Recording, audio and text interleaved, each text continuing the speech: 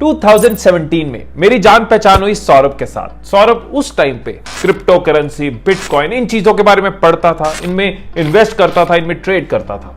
अब उस टाइम पे ये इतना कॉमन नहीं था। उसने मुझे भी समझाने की कोशिश करी, लेकिन मुझे पूरी तरह से समझ नहीं आया, आधा अधूरा समझ आया। अब जब कोई चीज कॉमन होना शुरू हो जाती है ना, तो वो इंटरेस्टिंग लगना शुरू हो जाती है। तो मैंने भी इसके बारे में पढ़ना शुरू किया, इस फ्यूचर के रेवोल्यूशन, फ्यूचर की क्रांति, ब्लॉकचेन टेक्नोलॉजी को समझना शुरू किया, peer to peer network, crypto currency, इन चीजों के बारे में जानना शुरू किया। बहुत देर से मन था कि इस चीज के ऊपर वीडियो बनाऊं, लेकिन पहले कमेंट्स में इतना इसके बारे में क्वेश्चन नहीं था। लेकिन रिसेंटली कमेंट्स में कई सारे क्वेश्चंस आ रहे हैं क्रिप्टो करेंसी को लेके, और नॉलेज पार्टनर्स भी अप्रोच कर रहे हैं। अब क्योंकि ये पॉपुलर हो रहा है, हर कोई इसको समझना चाह रहा है, तो आज की इस वीडियो में बहुत ही सिंपल तरीके से, ऐसे तरीके से कि एक छोटा बच्चा भी समझ जाए, आपको बताने वाला हूं क्या होता है ये, क्या है ब्लॉकचेन जो फ्यूचर का रेवोल्यूशन, क्या है क्रिप्टो करेंसीज, कैसे ये काम करती हैं, इनकी प्राइसेस ऊपर नीचे क्यों होती हैं, माइनर क्या है, माइनिंग क्या है, पीयर टू पीयर नेटवर्क क्या है, इंडिया में ये कितना लीगल है, इसमें ट्रेड और इन्वेस्ट कैसे करना है, हर चीज आपको इस वीडियो के एंड तक क्लियर होगी। तो समझना शुरू करते हैं बहुत ही सिंपल सी स्टोरी के साथ। दो दोस्त हैं, राज और बजाज। राज ने बजाज से 10 रुपए का काम करवाया और उसको 10 रुपए देने की जगह उसको बोला कि मैं तेरे को एक 10 रुपए की टॉफी दे देता हूं। अब राज और बजाज ने सोचा कि चीजें सिंपल रहे, हिसाब आसान रहे, जमाना डिजिटल है, कल को हम दूर होंगे, जरूरी नहीं हमेशा पास हो, तो हम इस टॉफी को डिजिटल कर लेते हैं, एक डिजिटल टॉफी बना लेते हैं। Digital toffee? अब टॉफी की डिजिटल वर्जन तो बना लेंगे, लेकिन यहां पे एक प्रॉब्लम है कि ये डिजिटल है, इसको कोई भी कॉपी पेस्ट कर सकता है, इसको कोई भी मल्टीप्लाई कर सकता है, ईमेल में अटैच करके कई लोगों को भेज सकता है, 1 के 100 बना सकता है। अब इसका भी सोल्यूशन हो सकता है कि जैसे राज ने बजाज को एक डिजिटल टॉफी दी, तो इसको एक कंप्यूटर में डॉक्यूमेंट में नोट कर लिया जाए कि राज ने बजाज को एक टॉफी दी है, लिख दिया। इस हिसाब रखने वाले डॉक्यूमेंट को कहते हैं लेजर। अब ये जो लेजर है वो कोई एक जाना मेंटेन कर रहा है, और वो चाहे तो गड़बड़ कर सकता है, वो 1 का 10 लिख सकता है, वो कुछ भी कर सकता है। तो यहां पे एक रेवोल्यूशनरी सॉल्यूशन है, यहीं पे आती है वो क्रांति कि व्हाट इफ, क्या अगर ये लेजर हर कंप्यूटर में स्टोर हो रहा हो, हर कंप्यूटर में हिसाबों के टोटल डिजिटल टॉफीज कितनी हैं, राज के पास कितनी है, राज ने बजाज को एक टॉफी दी, अब बजाज के पास कितनी टॉफीज हैं, अगर ये हिसाब हर कंप्यूटर में हो रहा होगा, तो कोई एक जाना अगर गड़बड़ करने की कोशिश करेगा, वो सारे कंप्यूटर से मिसमैच होगा और वो पकड़ा जाएगा। अब ये राज और बजाज की एग्जांपल को लेते हुए हम सारे कॉन्सेप्ट्स को आसानी से समझते जाएंगे। सबसे पहले बात करते हैं क्रिप्टो करेंसी की। ये जो डिजिटल टॉफीज थी जो उन्होंने आपस में एक्सचेंज करी, ये एक तरह की क्रिप्टो करेंसी है। क्रिप्टो मतलब सीक्रेट, करेंसी मतलब गुड्स और सर्विसेज खरीदने का जो मीडियम है, जो जरिया है। तो एक सीक्रेट करेंसी, एक प्राइवेट करेंसी। आपने कई तरह के क्रिप्टो करेंसीज के नाम सुने भी होंगे, जैसे कि बिटकॉइन, रिपल, एथर, डोजकॉइन। और ये जो पब्लिक लेजर है ना, जिसको कई सारे कंप्यूटर्स मेंटेन कर रहे हैं, कितने लोग मिलकर उसको मेंटेन कर रहे हैं, ये है पीयर टू पीयर नेटवर्क, यानी पर्सन टू पर्सन नेटवर्क। कई सारे लोग कंप्यूटर्स मिलकर उस लेजर को मेंटेन कर रहे हैं, कोई एक का नहीं है, वो अनेक का लेजर है। और ये कैसे मेंटेन होता है, उसके पीछे है ये रेवोल्यूशनरी टेक्नोलॉजी जिसको कहते हैं ब्लॉकचेन।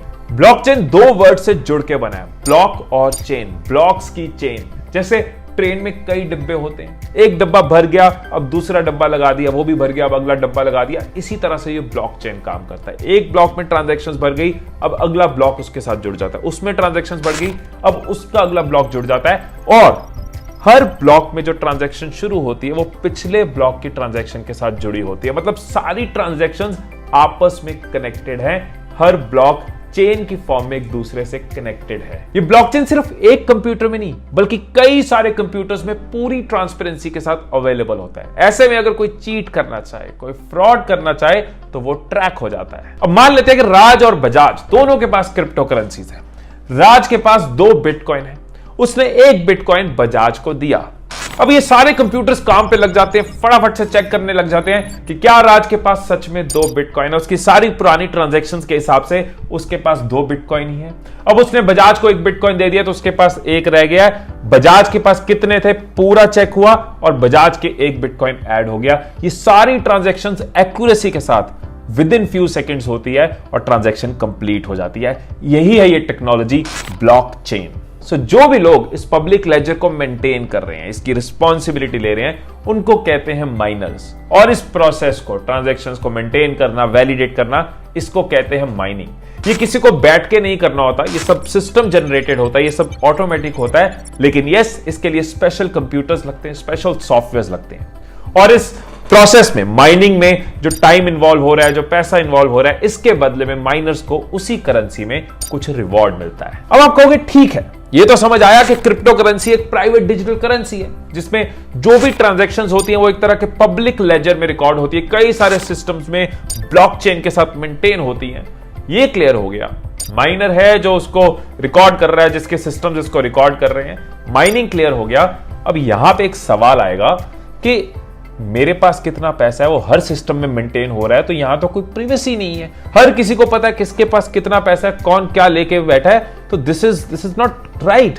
अब यहीं पे आता है क्रिप्टो करेंसी का एक स्ट्रॉन्ग पिलर, ड्रम बजाओ, और वो है क्रिप्टोग्राफी। क्रिप्टोग्राफी मतलब सब कुछ कोडेड है, उस सिस्टम के अंदर हिम ईशमदान नहीं है, उसका कुछ कोड बनता है, जैसे कि B2 के BG, बिट्टू के बीजी नहीं, मतलब ये कोड हो सकता है B2 के BG।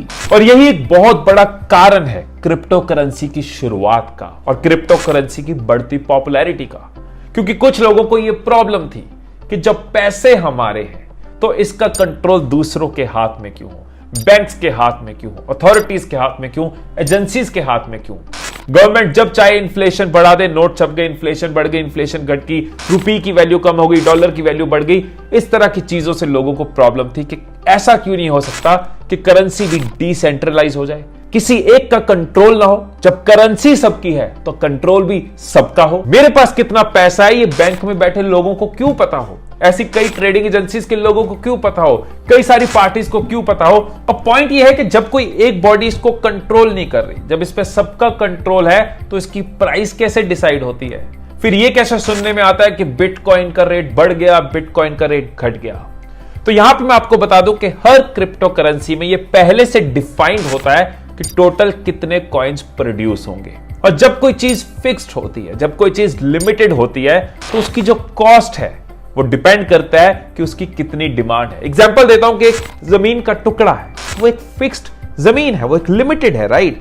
अब जब उस जमीन को खरीदने वाले ज्यादा होंगे, बहुत सारे लोग उस जमीन को खरीदना चाह रहे हैं, तो उसकी प्राइस बढ़ जाएगी। अब वो जमीन को कम लोग खरीदना चाह रहे हैं, उसकी पॉपुलैरिटी इतनी नहीं, उसकी नीड इतनी नहीं लग रही, तो उसकी प्राइस घट जाएगी। इसी तरीके से ये क्रिप्टो करेंसीज में किसी करेंसी की जब डिमांड नजर आ रही होती है, यूजेज नजर आ रही होती है, उसकी प्राइस बढ़ जाती है। जब ज्यादा लोग उसको खरीदना चाह रहे होते हैं, उसकी प्राइस बढ़ जाती है, और ऑपोजिट केस में प्राइस घट जाती है।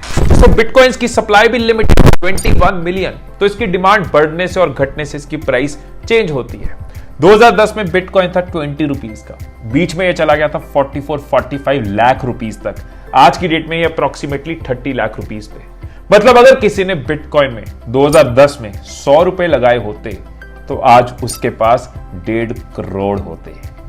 1.5 करोड़। क्रिप्टो करेंसीज के प्राइसेस इस चीज पे भी डिपेंड करते हैं कि न्यूज क्या है, कंपनीज क्या प्लान कर रही हैं, इन्वेस्टर्स क्या प्लान कर रहे हैं। जैसे इलॉन मस्क ने कहा था मार्च में कि टेस्ला बिटकॉइंस एक्सेप्ट करना शुरू कर देगी। लोगों ने कहा भाई बिटकॉइंस की डिमांड और बढ़ने वाली है, लोगों ने बिटकॉइंस खरीदने शुरू कर दिए, बिटकॉइंस का रेट बढ़ना शुरू हो गया। और मई में मस्क भाई साहब कहते हैं कि ना, टेस्ला बिटकॉइन एक्सेप्ट नहीं करेगी। और इसके बाद बिटकॉइन जो इलॉन मस्क के ऐलान से पहले $60,000 पे पहुंच गया था, वो $30,000 पे आ गया। इसको मस्क डिब्बी कहते हैं। फायदों की बात करें तो एक फायदा कि ये डिसेंट्रलाइज्ड है, कोई एक कंट्री, कोई एक गवर्नमेंट, अलग अलग पावर्स इसको कंट्रोल नहीं कर रही, इंडिविजुअल्स इसको कंट्रोल नहीं कर रही, ये सबके साथ है, सबके लिए, सबके थ्रू कंट्रोल्ड है। इसमें लोगों को ये बेनिफिट बहुत बड़ा नजर आता है कि गवर्नमेंट के डिसीजंस की वजह से, दो कंट्रीज के डिसीजंस की वजह से, इन फ्लक्चुएशंस की वजह से उनका पैसा अफेक्ट नहीं हो रहा, उनकी फाइनेंशियल कैपेबिलिटीज अफेक्ट नहीं हो रही। फॉर एग्जाम्पल 100 रुपए की वैल्यू आज से 10 साल पहले बहुत अलग थी और आज अलग है। महंगाई बढ़ती जा रही है, गवर्नमेंट नोट्स प्रिंट कर सकती है और पूरी इकोनॉमी ऊपर नीचे हो सकती है, लेकिन क्रिप्टो करेंसीज लिमिटेड होती है। जैसे बिटकॉइन है 21 मिलियन, इसके आगे नंबर नहीं जाना। तो ऐसा नहीं है कि किसी ने कॉइन्स और प्रोड्यूस कर दिए और इकोनॉमी हिला दी। सेफ्टी की बात करें तो बहुत से लोगों का मानना है क्योंकि ब्लॉकचेन टेक्नोलॉजी यूज हो रही है, इसलिए बहुत रिलायबल है। इनफैक्ट ब्लॉकचेन सिर्फ करेंसीज में नहीं, आने वाले टाइम में एजुकेशन में, हेल्थ केयर में, डेटा मैनेजमेंट में, कई सारे एरियाज में ब्लॉकचेन टेक्नोलॉजी को यूज किया जाएगा। अब डिसएडवांटेजेस की बात करें तो क्योंकि कोई एक गवर्नमेंट, कोई एक अथॉरिटी नहीं है, तो अगर कोई प्रॉब्लम आती है, अगर आपकी कोई कंप्लेंट है, तो आप किसके पास जाओगे? ये किसी एक के कंट्रोल में नहीं है। इसका फायदा आपको है तो इसका नुकसान भी आपको है। और क्योंकि एक सीक्रेट करेंसी है तो एक नुकसान इसका यह भी है कि अनएथिकल कामों में लोग इससे पेमेंट करते हैं। और थर्ड कि माइनिंग का जो प्रोसेस है ये इको फ्रेंडली नहीं है, इसमें बहुत ज्यादा पावर यूज होती है, बहुत ज्यादा इलेक्ट्रिसिटी यूज होती है, मतलब रिसोर्सेज यूज होते हैं। एंड आई होप कि फ्यूचर में इस चीज के ऊपर भी काम किया जाए कि अगर हम आगे बढ़ रहे हैं तो किसी नेचर का, इन चीजों का नुकसान करके नहीं बढ़ रहे, उस चीज को भी इवॉल्व करा जाए कि कैसे इसको इको फ्रेंडली बनाया जाए और सेफ बनाया जाए। अब एक सवाल जो आपका कमेंट्स में रेगुलरली आता है कि क्या क्रिप्टो करेंसी इंडिया में लीगल है?